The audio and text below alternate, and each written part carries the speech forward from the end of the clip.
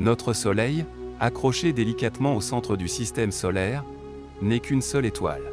Notre galaxie, la Voie lactée, compte 400 milliards d'autres étoiles, toutes semblables, autour desquelles gravitent potentiellement 6 milliards de planètes semblables à la Terre. Et si l'on considère qu'il pourrait y avoir 2000 milliards d'autres galaxies dans l'univers, on se retrouve soudain face à des nombres si énormes et à des chiffres si nombreux qu'ils feraient même pleurer un mathématicien. Avec des milliards de réceptacles potentiels pour la vie qui tourne dans l'espace, il y en a sûrement au moins un qui est habité. Enrico Fermi était perplexe quant au fait qu'aucune vie extraterrestre n'avait encore été découverte. Il a formulé son paradoxe de Fermi pour décrire cette contradiction apparente: il n'existe aucune preuve scientifique de l'existence d'une vie extraterrestre, mais la probabilité qu'elle existe est élevée. Les solutions au paradoxe vont de la théorie selon laquelle la vie extraterrestre n'est peut-être pas encore assez avancée pour entrer en contact avec nous, à la suggestion que les extraterrestres ne veulent peut-être rien avoir à faire avec nous. Certains astrophysiciens pensent qu'une forme de vie extraterrestre pourrait se trouver à notre porte, tandis que d'autres affirment catégoriquement que la création de la vie sur notre planète est un événement exceptionnel qui ne pourra jamais se reproduire ailleurs. Mais s'il y a de la vie là-bas, à quoi ressemblerait-elle ? Nous avons tous entendu des histoires de rencontres rapprochées, généralement sur une route de campagne, quelque part dans une localité isolée, où les extraterrestres observés ont généralement une apparence assez uniforme. Peau grise, grands yeux, manque d'attrait esthétique. Notre recherche de vie extraterrestre a toujours été guidée par notre propre expérience en tant que forme de vie, à la recherche de mondes présentant des caractéristiques similaires à celles de la Terre. C'est pourquoi les formes les moins imaginatives que peuvent prendre les extraterrestres sont celles d'êtres gris humanoïdés. Au mieux, ils semblent inspirés par des créatures des profondeurs marines. Mais un astronome du SETI pense que cela limite notre recherche d'une vie intelligente. Selon lui, la vie extraterrestre pourrait en fait être une IA sensible. La technologie connaît une croissance exponentielle, et nombreux sont ceux qui affirment que le développement d'une IA super intelligente n'est pas une question de si, mais de quand. Nous disposons déjà d'outils tels que ChatGPT, OpenAI et Bing AI, qui ont donné une toute nouvelle dimension à l'intelligence artificielle. Si c'est là le progrès que nous avons réussi à accomplir au cours de nos quelques millions d'années d'existence humaine, ne devrions-nous pas avoir les mêmes normes pour nos frères cosmiques ? L'astronome principal du SETI, Seth Shostak, pense que nous devrions étendre nos recherches aux machines extraterrestres douées de sensibilité.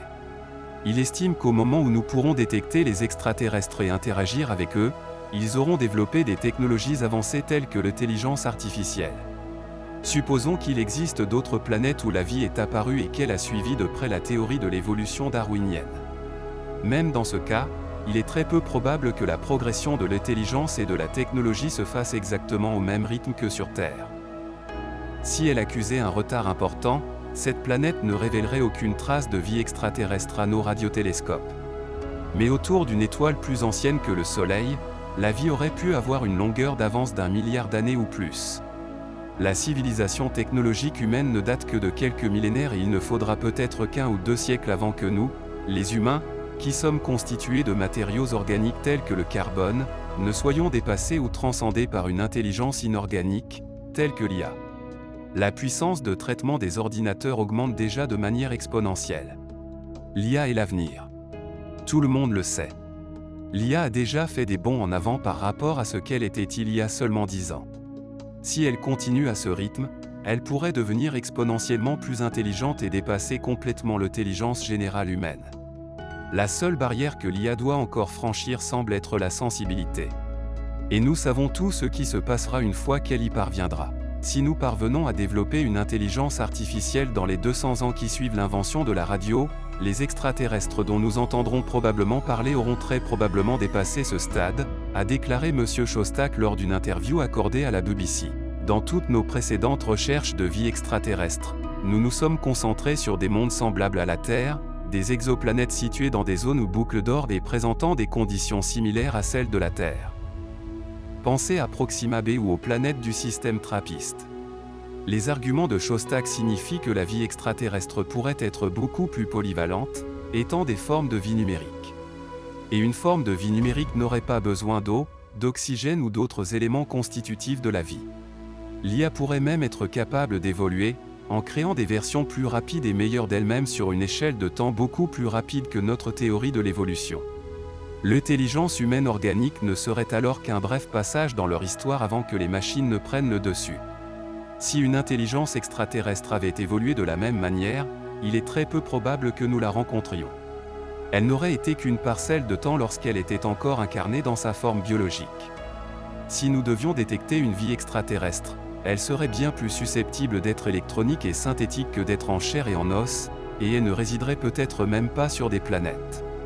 C'est pourquoi des initiatives telles que SETI sont importantes. Ils ne s'intéressent pas seulement au monde susceptible d'abriter la vie, mais aussi à tous les signaux que la vie extraterrestre pourrait avoir envoyés dans l'espace. Si vous connaissez l'échelle de Kardashev, vous savez que nous sommes actuellement une civilisation de type 0. Selon le célèbre physicien théoricien Michio Kaku, les 100 prochaines années de science détermineront si nous périssons ou si nous prospérons. Au fur et à mesure qu'une civilisation s'agrandit et devient plus avancée, ses besoins en énergie augmentent rapidement en raison de la croissance de sa population et des besoins en énergie de ses différentes machines. Si les arguments de Shostak sont vrais, l'IA n'est peut-être pas le méchant que l'on croit. Au contraire, le développement et l'adoption de l'IA pourraient nous permettre de devenir une civilisation spatiale qui résistera à l'épreuve du temps. Si nous considérons l'IA comme une forme extraterrestre, il vaut même la peine de rechercher des traces d'extraterrestres dans notre propre système solaire. Si l'on peut alors exclure la possibilité de visite d'espèces de type humain, un certain nombre de nouvelles probabilités s'ouvrent. Une civilisation extraterrestre maîtrisant la nanotechnologie pourrait avoir transféré son intelligence à de minuscules machines qui pourraient alors envahir d'autres mondes, voire des ceintures d'astéroïdes, avec des essaims de sondes microscopiques. Tout cela peut paraître farfelu, nous en convenons. Mais tout cela est basé sur notre compréhension actuelle de la physique et de la cosmologie. Nous devons faire preuve d'ouverture d'esprit face à la possibilité qu'il y ait tant de choses que nous ne comprenons pas. Peut-être que les lois que nous voyons et les constantes que nous mesurons ne sont propres qu'à notre planète, à notre système solaire ou à notre galaxie, et qu'elles pourraient être différentes dans d'autres coins de l'univers. Peut-être que les cerveaux électroniques, pour ainsi dire, ont simplement une perception tout à fait différente de la réalité. Et nous ne pouvons ni prédire ni comprendre leur motivation. Si c'est le cas, le silence radio que nous connaissons actuellement pourrait signifier l'absence de civilisations extraterrestres avancées, ou simplement leur choix personnel, mais qu'en sais-je? Qu'en pensez-vous? Dites-le nous dans les commentaires et n'oubliez pas de vous abonner à Orbite, au-delà du bleu.